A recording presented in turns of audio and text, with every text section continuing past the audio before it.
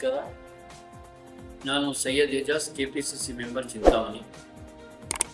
ತಮಗೆಲ್ಲ ತಿಳಿಪಡಿಸೋದೇನೆಂದರೆ, ಒಂದನೇ ತಾರೀಕಿಂದ SIR ಪ್ರಕ್ರಿಯೆ ಶುರು ಆಗ್ತಾ ಇದೆ. ಅದರಲ್ಲಿ ಈಗಾಗಲೇ ನಮ್ಮ ಹೆಂಗಸರು ಪರ್ಟಿಕ್ಯುಲರ್ಲಿ ಪಾಪ ಗೊತ್ತಿಲ್ಲದಂಗೆ ಸೈಬರ್ ಕಡೆ ಹೋಗಿ ಆನ್ಲೈನ್ ಮಾಡಬೇಕು, ಇದು ಈ ಡಾಕ್ಯುಮೆಂಟ್ ನನ್ನ ಹತ್ರ ಇಲ್ಲ, ಆ ಡಾಕ್ಯುಮೆಂಟ್ ನನ್ನ ಹತ್ರ ಇಲ್ಲ ಅಂತ ಭಾಳ ಅವರು ಪ್ಯಾನಿಕ್ ಆಗಿಬಿಟ್ಟಿದ್ದಾರೆ. ತಮಗೆಲ್ಲ ನಾನು ಕೆಲವು ಮಟ್ಟದ ಮಾಹಿತಿಗಳು ತಮಗೆ ಕೊಡ್ತೀನಿ. SIRಗೆ BLO ಅಂತ ಸರ್ಕಾರದಿಂದ ನೇಮಿಸಿದ್ದಾರೆ. ಆ BLOಗಳು ಆ ವಾರ್ಡ್ನಲ್ಲಿ ಎಷ್ಟು ಏರಿಯಾ ಇರುತ್ತೆ, ಆ ಪರ್ಟಿಕ್ಯುಲರ್ ಏರಿಯಾಗೆ ಒಬ್ಬೊಬ್ಬರಿಗೆ ಫಿಕ್ಸ್ ಮಾಡಿದ್ದಾರೆ.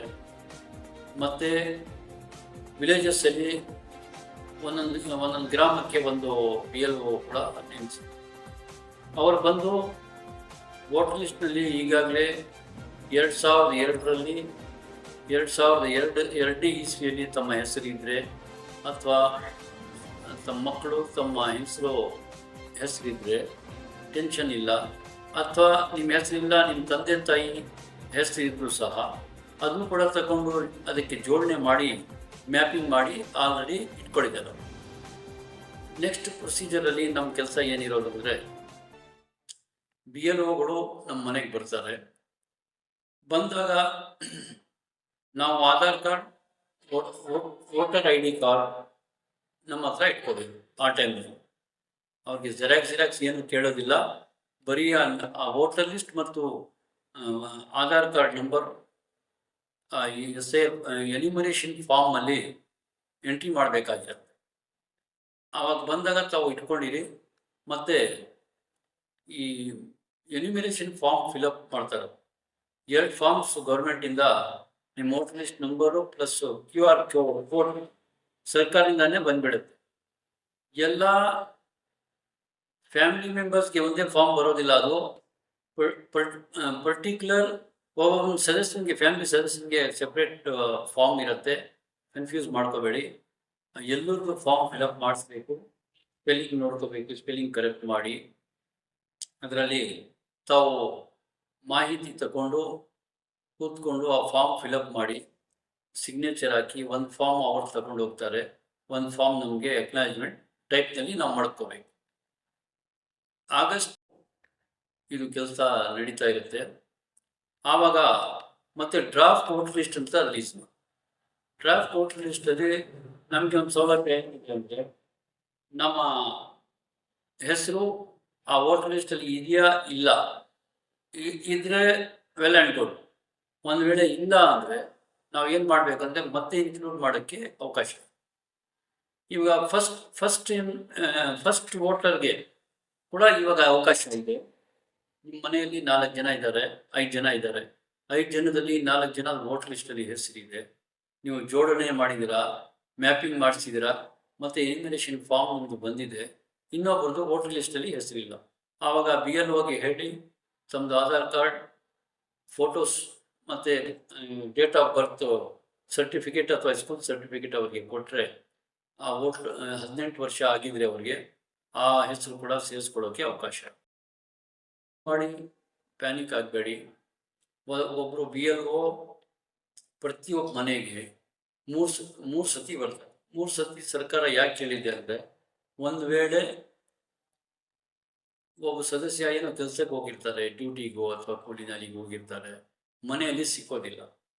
ಮಕ್ಕಳು ಸ್ಕೂಲ್ಗೆ ಹೋಗಿರ್ತಾರೆ, ಸಿಕ್ಕೋದಿಲ್ಲ. ಅಂಥ ಟೈಮಲ್ಲಿ ಅವರು ಮತ್ತೆ ಇನ್ನೊಂದು ಸಲ ಪಕ್ಕದಲ್ಲಿ ಇರೋ ಮನೆಯವ್ರಿಗೆ ಹೇಳಿ ಮತ್ತೆ ಬರ್ತೀವಿ ಅಂತ ಹೇಳಿ, ನಾವು ಬರ್ತೀವಿ ಅಂತ ಹೇಳಿಬಿಟ್ಟು ಅವರು ಹೋಗ್ತಾರೆ. ತಾವು ದಯಮಾಡಿ 3 ಫೋಟೋಸ್ ತಮ್ಮ ಹತ್ರ ಇಟ್ಕೋಬೇಕು. ಇದು ಕಲರ್ ವಿತ್ ವೈಟ್ ಬ್ಯಾಕ್ಗ್ರೌಂಡ್. ಅದನ್ನು ಫೋನ್ ಫೋಟೋ ಆಗಬೇಡಿ, ಡೈರೆಕ್ಟ್ ಸ್ಟುಡಿಯೋಲಿ ತೆಗೆದು 3 ಫೋಟೋಸ್ ಮಾತ್ರ ತಾವು ಇಟ್ಕೋಬೇಕು.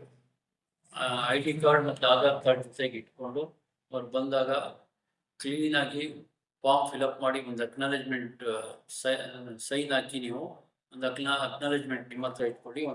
ಒಂದು ಎನಿಮರೇಷನ್ ಫಾರ್ಮ್ ಅವ್ರು ತಗೊಂಡು ಹೋಗ್ತಾರೆ.